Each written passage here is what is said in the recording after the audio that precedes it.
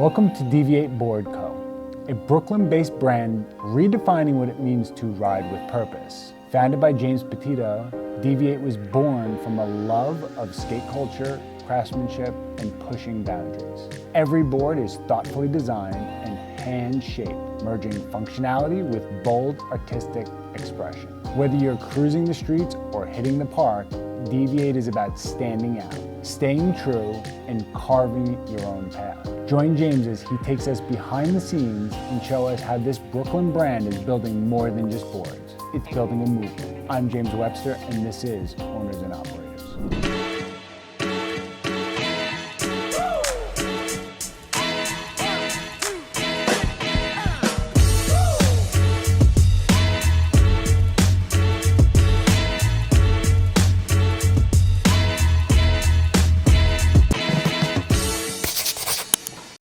James, how did you come up with the name of your business?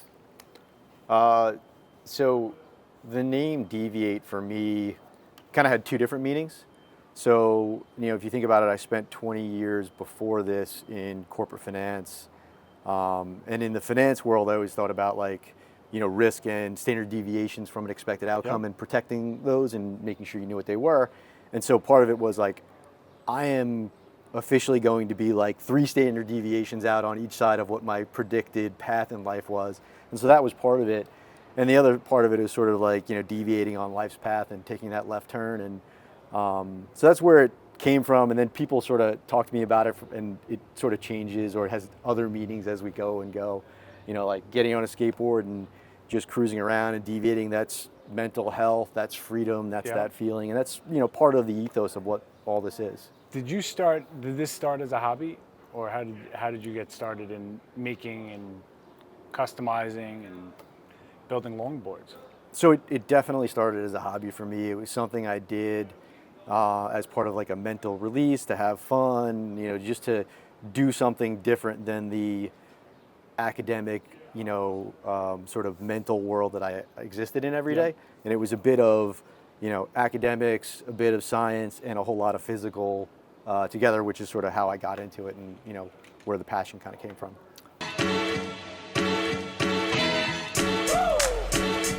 How did you decide this is the right time for me to quit what I'm doing, walk away from the guaranteed paycheck, and start taking the risks on my own? I'll say that there is no right time.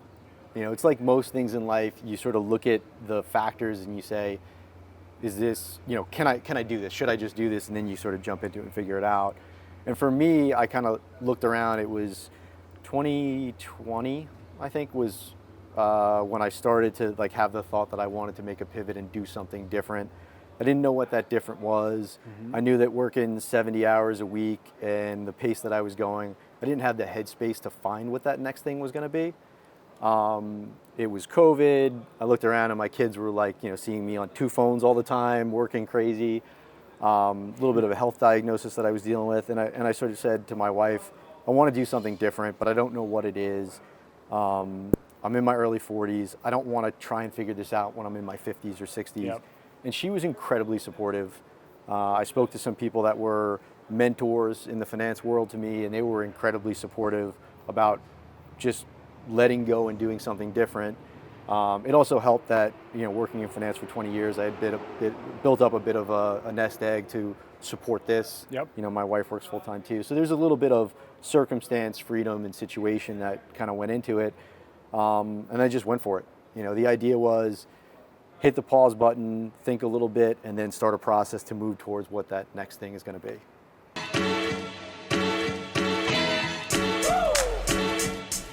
What's the process of building the boards? So you have to source the materials and the lumber and all that. Right. Generally, how long does it take you to do this? So we hand select every single piece of wood that goes into making one of our longboards. So instead of calling up our hardwood dealer and saying, send me 500 feet of ash, 500 feet of sapele, I actually go there, I look at every single board. I know what model board we're going to be building with each or group that we select. So we're going to get the right length, the right width, the right grain pattern that it's going to yield the board that we want it to yield as far as look, feel, and minimizing waste. Because as a small business, if we were pulling in wood and we're wasting 20, 30, 40% of it, that's a huge amount of waste. Yeah, for sure. And we don't want to do that. We want to be as economical as possible with it. So once we pick out the wood, it comes here. It's natural hardwood, furniture grade natural hardwood. So it's got to acclimate to the shop a little bit before we can start working on it. So it'll usually sit for a week or two. And once it's good to go, we start the processing. So kind of like hardwood floors. Yeah. You buy hardwood floors for your house. They sit in the house similar for a week principle. or two. Yep. Exactly. Similar principle. So we're not taking thin plies that we don't have to worry about wood movement and shifting the composition of it at all. We're talking about real wood. So we'll get it in. We'll start milling it down. So that means making it flat, making it square, because it's all rough sawn. So rough edges. Think about like fuzzy wood off a sawmill. Yep. And once we get it to that, we'll start dimensioning it down to the components. So if you looked at one of our boards, there's light wood and dark wood. They're different species that we laminate together for the look, feel of the board and the way we want it to ride. And so we'll dimension all the pieces down to that. And then we'll laminate them into what we call a blank, which is basically a big rectangle piece of wood.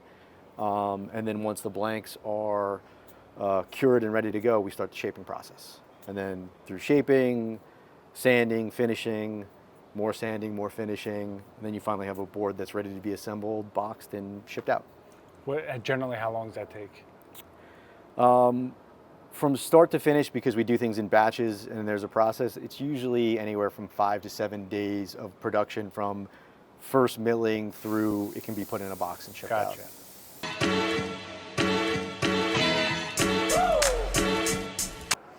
What makes the boards you build unique or different from other longboards that are available on the market? That's a good question. It's one that we get all the time.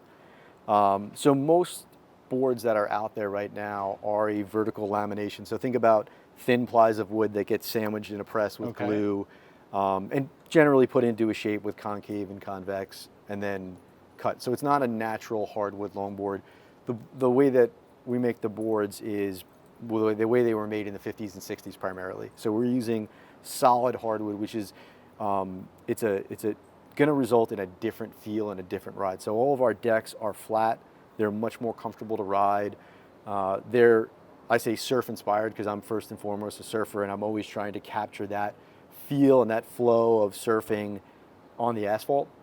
And so the combination of the materials, the way we produce the materials, and then the setup of the board. So the way we design the rails, the way we design the deck shape and the wheelbase and the combinations make them feel like you're more surfing than you are riding a skateboard down the street where you're like, oh, this is a little bit, chattery and stuff. And so it's, it's comfortable, it's approachable. And one of those things where it's a little bit hard to explain sometimes, but anytime I throw someone on it, they're like, oh, I feel the difference. I get it now. And for some people, it's a great entry into it because getting on a shaped deck that you're locked into and feels very unnatural to you, and being able to step on this and put your feet where you want to, ride it the way you want to. We have long boards that I throw kids on the front of. I mean, yeah, it's a different experience. It's a different ride.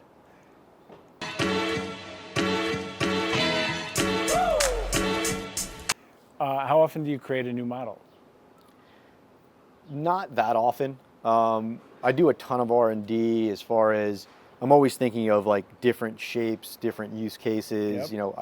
I'm all over the city skating, or I'm traveling and I always take a skateboard with me. What would work better? What would be different? And I'll play around with it, build something. And I don't have a whole lot of, I'll call them like R&D decks laying around right now. But usually you'll look at them and they don't get finished on them. I'll cut them and shape them and adjust them and put a whole bunch of holes in them. And it's a long process to get to a board that you're comfortable is a good production board that is different enough from everything else you have and is going to be of interest to your customer base. Sure. So I always take our time doing that stuff. And, again, we're not making different boards that are just a different color scheme or something like that. It's a different ride, it's a different feel. And it's everybody has different wants and needs. Yep. And trying to create a broader offering to help people, kind of get into longboarding if they don't currently longboard, or introduce them to a different style of longboarding if we can. Has the vision changed from when you first started? Like, hey, this is what I'm set out to do, this is what I'm gonna go do, and then to where you are now and saying, okay, we started off in this direction, but now we're headed here. I would say yes. Yeah. When I started, this may sound hokey, so you can like make fun of me for it. I've probably I heard came it from all. a world with a mindset of what could go wrong and do everything you can to prepare to avoid it, Yep. or have a contingency plan in place to deal with it. And I said, I'm going to change my mindset and say, what if things go right, and be open to a lot of different possibilities, because I don't know what I don't know. And I know that this thing can go in a lot of different ways. And so if you asked me the day I launched where I thought we would be, I thought this was going to be more of a build skateboards, but also create a little bit of an environment where people can come in and do classes and build boards and skating and skating clinics and things like that. And it, hasn't really allowed itself to do that. Part of that is I'm realizing that our customer base is pretty dispersed as far as location, and so that doesn't always work. But then I'm open to other, like I didn't plan on doing wholesale initially. We grew into that.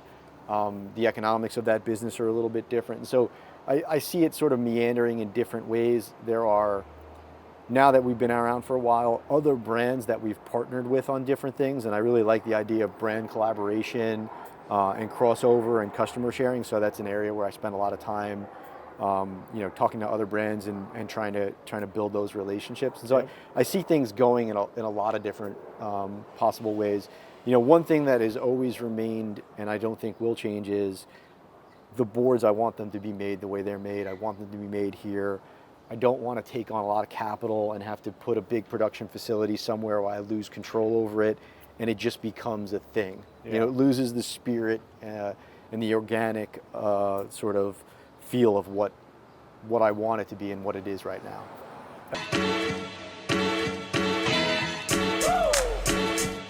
What's next for Deviate? I think right now it's really just trying to continue to build the brand and the brand awareness and the customer base. What I'd really like to accomplish in this year is to focus on landing in shops on the West Coast. Okay. That's been a bit of a bit difficult. Spent time out there, talked to people, talked to reps and distributors, tried signing some up. It's one of those things where I think it's like the mob. Once you're in, but it's hard to get in, so to speak. They look at it like a East Coast guy. What does he know about building longboards? It's funny, when we run social media ads, we get comments like that all the time. I'm sure. And they're pretty funny. It's like, if you when you watch TV and you see an ad and you make it like a silly comment, people do that online, except they actually leave the comment attached to the ad, which I always get a kick out of. I think people are funny, and I always write something funny back, and everybody's... That's the best way to handle it. Yeah. Too. Yeah, Can't get upset about it. But for me, it's trying to land something out there, continuing to build. We just redid our website recently and changed the platform of it to make it more efficient, and just continuing to look for some of those adjacent brand collaborations and things like that. Just looking for different avenues for growth and allowing for the product to continue to distribute, hopefully, and do its thing. I've been surprised where other peers, companies that I talk to, view their customer relationships to be generally a one and done. Based on our metrics, we're about 1.7 Per times. customer? Yeah, which makes me feel good. Yeah, we've got customers that have come back 4 and 5 times. And so I want to try and continue to do that. And I'm always reaching out to customers, sending them emails or DMs and things like that. Again, that 50%, you can do on nights and weekends. And just make it as organic, as personal as possible, and allow it to continue to build. Awesome. Thanks for having us here. Thank you guys for coming by. Yeah, absolutely. Thanks for checking out Deviate Board Co. We hope you've enjoyed seeing how James is combining creativity, community, and craftsmanship right here in Brooklyn. If you're into discovering more local makers and brands, hit the subscribe button for future spotlights. And if you or someone you know wants to showcase their business, drop a comment below. We will reach out. We'd love to hear your story. Thanks for tuning in, and we look forward to seeing you again soon on Owners and Operators.